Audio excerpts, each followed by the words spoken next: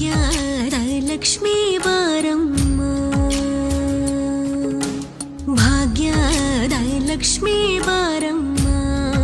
ನಮ್ಮಮ್ಮನಿ ಸೌಭಾಗ್ಯದ Lakshmi Baramma, ನಮ್ಮಮ್ಮನಿ ಸೌಭಾಗ್ಯದ Lakshmi Baramma, ನಮ್ಮಮ್ಮನಿ ಸೌಭಾಗ್ಯದ Lakshmi Baramma, ನಮ್ಮಮ್ಮನಿ ಸೌಭಾಗ್ಯದ Lakshmi Baramma.